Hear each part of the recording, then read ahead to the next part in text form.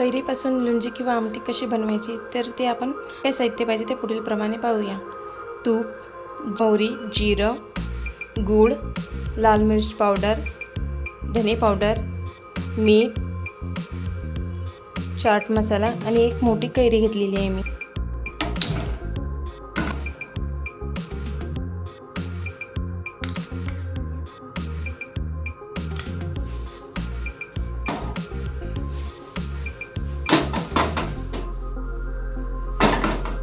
याच्यात मोहरी टाकणार आहे पहिले, त्यानंतर जिरं,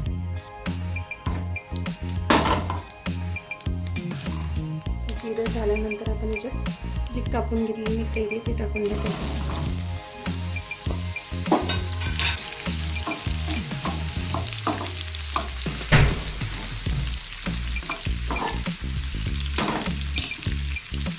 आता याच्यात मीठ टाकायचं आहे थोडंसं चवीनुसार.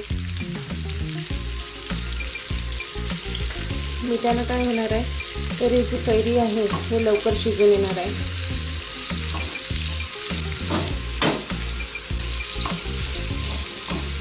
थोडंसं कमी गॅस करून मी त्याच्यावर झाकण ठेवतो आणि असं 3 ते 4 मिनटं होऊ द्यायचं.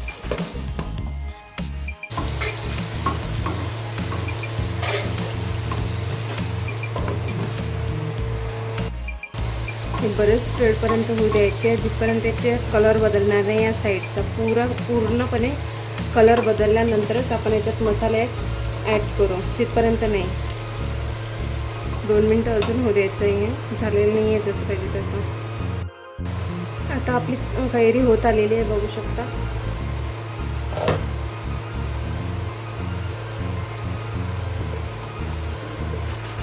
मी याच्यात 1.5 चम्मच मिरची पावडर टाकत, 1 चम्मच धने पावडर.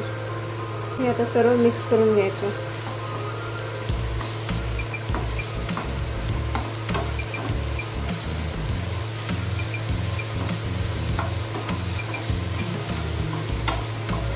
गॅस लो फ्लेमवरच ठेवायचं आहे, हाय फ्लेम करायचं नाही आहे. जेव्हा आपण याच्यामध्ये पाणी टाकू आणि गूळ टाकू तेव्हा थोडंसं 1 मिनिटासाठीच करायचं आहे, नंतर नाही.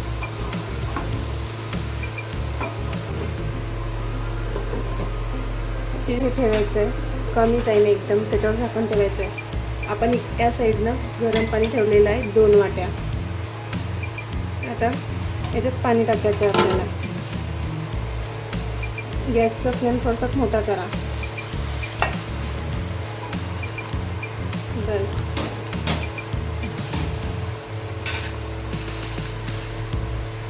बघू शकता किती छान कलर आलेला आहे याला. आता याला उकळी आली की आपण गूळ टाकणार आहोत.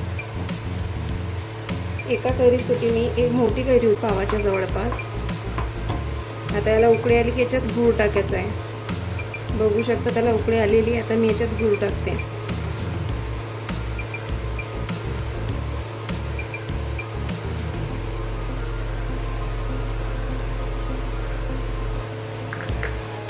दीड वाटी गूळ टाकलेला आहे मी. आता हे सर्व मिक्स करायचं आहे. यावेळेस आपण अर्धा चम्मच चाट मसाला टाकू, थोडंसं मिक्स करूया. मसाला जर नसेल तुमच्याकडे तर तुम्ही सेंधा नमक किंवा काळं मीठ पण टाकू शकता. याला उकळी आलेली आहे. आपण याच्यावर झाकण ठेवू आणि असंच 2 मिनटं होऊ द्यायचं आहे. लोणची आपली छान प्रकारे शिजलेली आहे. हे बघा,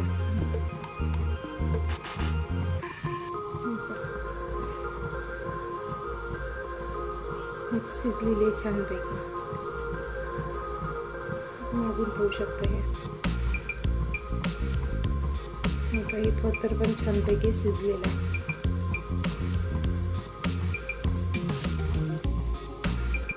आपली जी लोणची आहे ती छान प्रकारे शिजलेली आहे. आता आपण गॅस बंद करूया. लोणची छान प्रकारे झालेली आहे. शेकचा रस्सा पण छान झालेला आहे आणि शिजली पण छान. लोणची आपण खिचडी, भाजी पोळी कशा सोबत खाऊ शकतो.